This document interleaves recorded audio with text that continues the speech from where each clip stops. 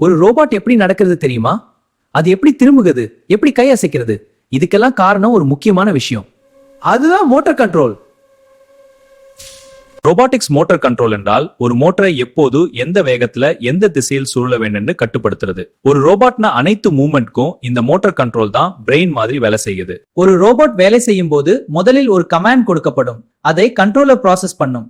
பிறகு motor driver மூலம் power கொடுக்கப்படும். அதன் பிறகு மோட்டார் சுழன்று ரோபோட் மூவ் ஆகும். கண்ட்ரோலர் என்பது ரோபோட்டின் brain.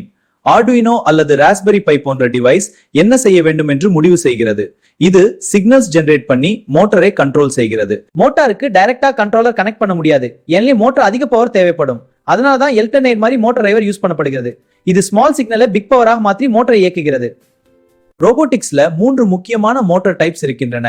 DC motor, simple movement; servo motor, angle control, மிக துல்லியமான மூவ்மெண்ட். ஒவ்வொரு மோட்டருக்கும் தனி யூஸ் கேஸ் இருக்கிறது. மோட்டார் கண்ட்ரோல்ல ஹெச் பிரிட்ஜ் சர்க்கிட்டை பயன்படுத்தி மோட்டரை ஃபார்வர்ட் அல்லது ரிவர்ஸா சொல்ல செய்யலாம். இன்புட் சிக்னல்ஸ் சேஞ்ச் ஆகும்போது டைரக்ஷன்ல பாரு. சரி, பிடபிள்யூஎம் சிக்னல் யூஸ் பண்ணி மோட்டார் ஸ்பீடை கண்ட்ரோல் பண்ணலாம். இது பிடபிள்யூஎம். ஸ்பீட் கண்ட்ரோல் செய்ய பிடபிள்யூஎம் பயன்படுத்தப்படுகிறது.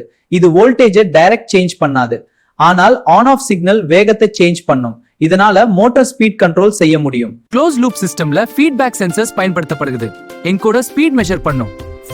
ஜைரோஸ்கோப் பேலன்ஸ் மெயின்டைன் பண்ணும். இதனால ரோபோட் அதிக துல்லியமாக வேலை செய்கிறது.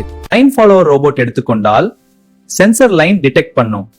கண்ட்ரோலர் முடிவு எடுக்கும். மோட்டார் ஸ்பீட் அட்ஜஸ்ட் ஆகும். இதனால் ரோபோட் லைனை ஃபாலோ பண்ணும். இப்போ உங்களுக்கு ரோபாட்டிக்ஸ் மோட்டார் கண்ட்ரோல் எப்படி வேலை செய்கிறதுன்னு புரிந்திருக்கும்.